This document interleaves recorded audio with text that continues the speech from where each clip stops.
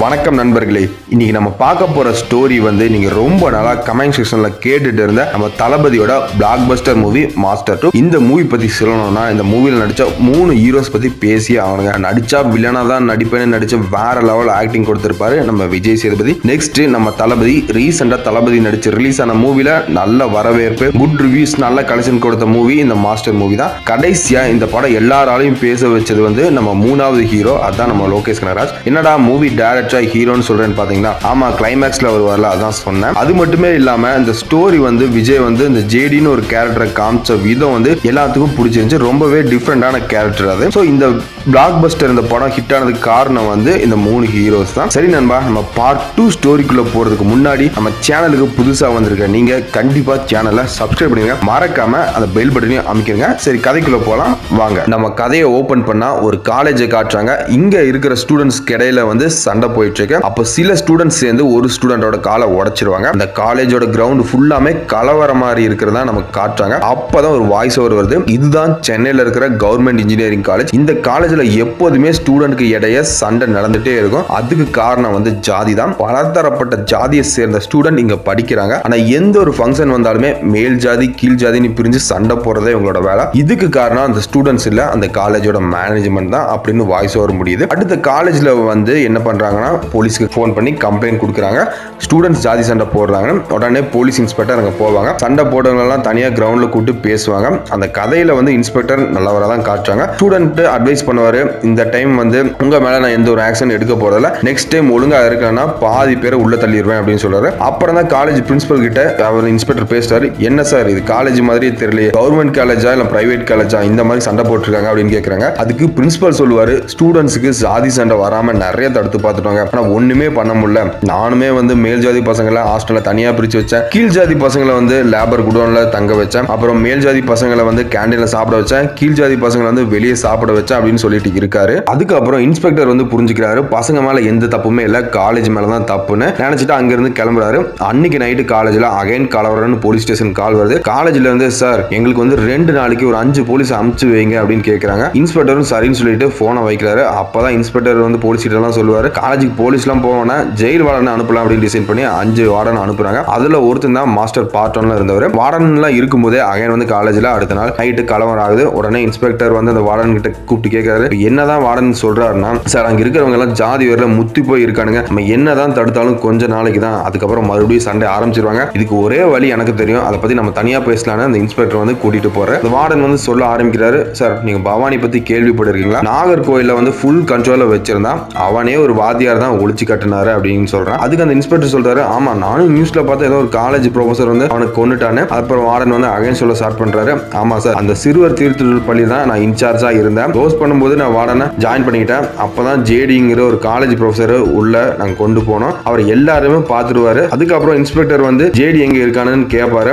அதுக்கு அந்த வார்டன் வந்து வேலூர் ஜெயில இருக்கான்னு சொல்லுவாரு. இப்பதாங்க நம்ம படத்துல வந்து ஹீரோட என்ட்ரியே வருது. அடுத்த சீன்ல வந்து வேலூர் ஜெயில காட்டுறாங்க. அங்க ஒரு கைதி கூட வந்து வெளியே தெரிய மாட்டாங்க, எல்லாருமே ஒரு ஆள்குள்ள இருந்து கிளாஸ் அட்டென்ட் பண்ணிட்டு இருக்காங்க. அப்பதான் ஜேடியோட என்ட்ரி. அங்க இருக்கிற எல்லா கைதிக்கும் ஜேடி வந்து கிளாஸ் எடுப்பாரு. அந்த சீனுக்கு அடுத்து வந்து அந்த வார்டன் வராரு, ஜெயிலுக்கு இன்சார்ஜ் கிட்ட பேசுறாரு. ஜேடியை ஜாமீன்ல 1 மந்த்க்கு ரிலீஸ் பண்ணணும், டாக்குமெண்ட்லாம் இன்ஸ்பெக்டர் பார்த்துட்டு ஓகேன்னு சொல்லுவாரு. ஓகே நாளைக்கு அவனை கூட்டிட்டு போங்க. ஆனா அவர்ல வந்து இந்த ஜெயிலுக்கு வந்து காலேஜ் மாதிரி ஆயிருச்சு, பாதி கைதிங்க டிப்ளமோ டிகிரி கம்ப்ளீட் பண்ண வச்சுட்டாரு, நல்ல எண்ணம் கொண்ட ஆளு, அவர் பத்திரமா பாத்துக்கோங்கன்னு சொல்லிட்டு ஜேடியை மீட் பண்ண போறாரு. ஜேடிட்ட போய் நடந்த எல்லாத்தையும் சொல்றாரு. அந்த காலேஜ்ல நீங்க ப்ரொஃபஸரா போகணும், அங்க இருக்கிற பசங்களெல்லாம் மாத்தணும்னு சொல்லுவாரு. இந்த மேட்டர் கேட்டுட்டு விஜயும் சரி நாளைக்கே நான் சென்னைக்கு வரேன்னு பேசிட்டு, வார்டனும் நம்ம தளபதி விஜய் ஜேடி வந்து சென்னையில இன்ஸ்பெக்டரை மீட் பண்ணி எல்லாத்தையுமே ஜேடி கிட்ட சொல்லி நாளைக்கு உங்களுக்கு அப்பாயின்மெண்ட் கிடைக்கும், நீங்க அந்த காலேஜுக்கு போங்க அப்படின்னு இன்ஸ்பெக்டர் சொல்றாரு. அன்னைக்கு நைட்டு மாளவிகா மோகன் வந்து கால் பண்றாங்க, நான் இப்பதான் சென்னையில தான் இருக்கேன், ஏதோ காலேஜ்ல பிரச்சனையாமா, அதான் என்ன வெளியே கொண்டு வந்திருக்காங்க அப்படின்னு மாளவிகா மோகன் கிட்ட பேசுறாரு. நாளைக்கு நான் பிடி சாரா ஜாயின் பண்ண போறேன், நாளைக்கு நைட் வந்து மீட் பண்ணலாம்னு சொல்றாரு விஜய். நம்ம ஹீரோயினும் சென்னையில தான் இருப்பாங்க, சோ அவங்களுக்கு ஓகேன்னு சொல்லிட்டு ஹாப்பியா போன் வச்சிருவாங்க.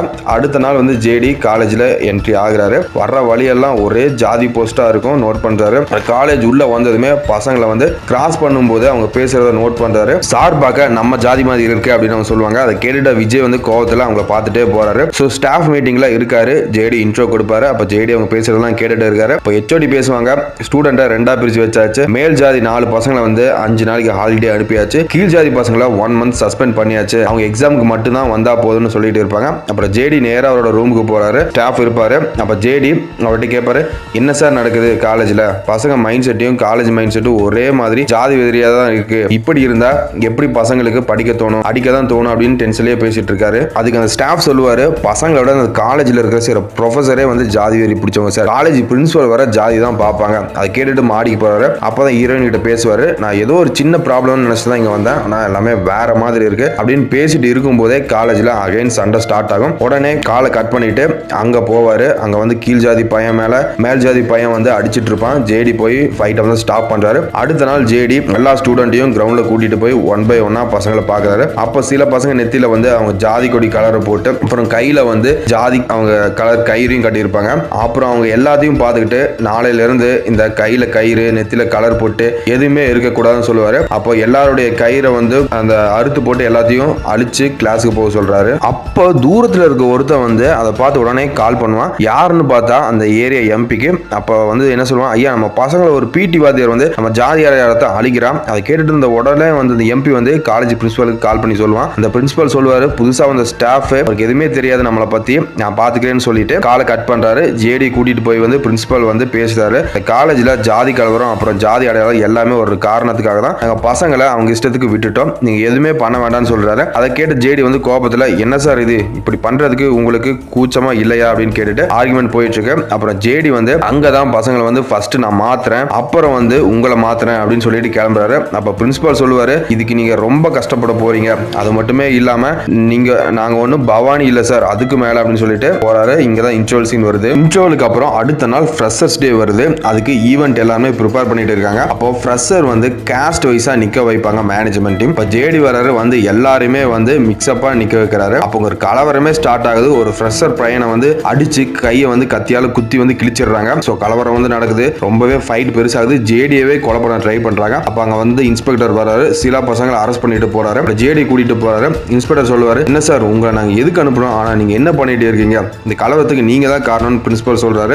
அதுக்கப்புறம் நாங்க தப்பா கணக்கு போட்டுட்டோம் சார், நீங்க பவானி கிட்ட இருந்து அந்த பசங்களை காப்பாத்துனீங்க, ஆனா உங்களை வந்து இவங்க ஜாதியில இருந்து காப்பாற்ற முடியல அப்படின்னு சொல்றாரு. அதுக்கு ஜேடி வந்து சொல்றாரு, 1 வீக் டைம் கொடுங்க நான் அதை முடிச்சிடுறேன் அப்படின்னு சொல்றாரு. அடுத்த நாள் ஜேடி தாஸுக்கு கால் பண்றாரு, தாஸ் நீ நாளைக்கு கேண்டீனுக்கு டெய்லி சப்ளை பண்ற லேபரா காலேஜுக்கு வா, நமக்கு இங்க நிறைய வேலை இருக்கு. தாஸ் ஓகே மாஸ்டர்னு கால் கட் பண்றான். நெக்ஸ்ட் டே தாஸ் வந்து நோட் பண்றான், எல்லா பசங்களும் ஜாதியில ஊறி போயிருக்காங்க, யாருமே கேஷுவலா இல்லங்க. ஒரு லிஸ்ட் வந்து ஜேடிக்கு கொடுக்குறான். அந்த லிஸ்ட்ல இருக்கிற பசங்க எல்லாமே வந்து ஸ்டேட் லெவல் டோர்னமெண்ட்ல ஜாயின் பண்ண வைக்கிறாரு. அவங்களுக்கு ஜாதியில இருந்து ஸ்போர்ட்ல கவனத்தை கொண்டு போறாரு. கொஞ்சம் கொஞ்சமா கேஸ்ட் ப்ராப்ளம் வந்து காலேஜ்ல கம்மி ஆகுது. இந்த அப்டேட்லாம் வந்து இன்ஸ்பெக்டருக்கு போது அவரும் சந்தோஷப்படுறாரு. அப்பதான் வந்து ஜேடி வந்து அவர் ஒர்க் பண்ண பழைய காலேஜையும் ஜாயின் பண்ண வைப்பாரு. அப்ப ஸ்போர்ட்ஸ் கேம் வந்து ஸ்டார்ட் ஆகும். பசங்க கொஞ்சம் கொஞ்சமா ஜாதியில இருந்து வெளியே வருவாங்க. இப்பதான் அந்த எம்பி அந்த கேம் நடக்கிற பிளேஸுக்கு போறாரு. ஜேடி பார்த்து இதுதான் அந்த வாத்தியாரா இருக்கட்டும்னு கேமை பார்க்க போறாரு. அப்ப ஜேடி காலேஜ் பசங்க கிட்ட, அதாவது ஜாதியில இருந்து திருத்திட்டு இருக்கிற ஸ்டூடெண்ட் இருக்கிற டீம்ல வந்து பிளே பண்ண ஒரு டீம் வரும். அது வந்து எம்பியோட ஆளுங்க மிக்ஸ்அப்பா இருப்பாங்க. அந்த டீம்ல கேம்லயே அந்த ஜேடி டீம் பசங்களை அடிச்சு போட்டுருவாங்க.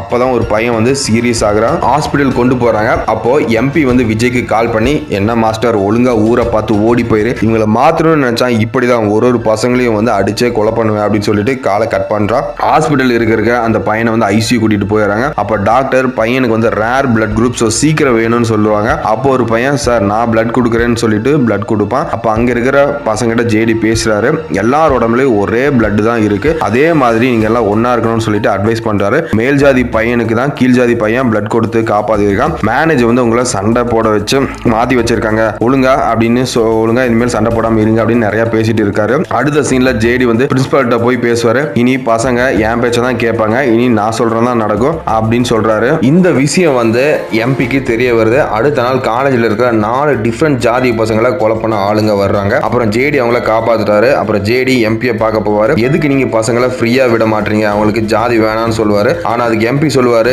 இதெல்லாம் எங்களுக்கு பிசினஸ், ஒழுங்கா ஒதுங்கி போ, இல்லனா ஒரு நாள் உன்னையும் போட்டுட்டு போயிட்டே இருப்பேன்னு சொல்லுவாரு. ஜேடி அங்கிருந்து வெளியே போயிடுவாரு. அப்பதான் இன்ஸ்பெக்டர்கிட்ட போய் பேசுவாரு. 2 பேருமே ஒரு பிளான் பண்றாங்க.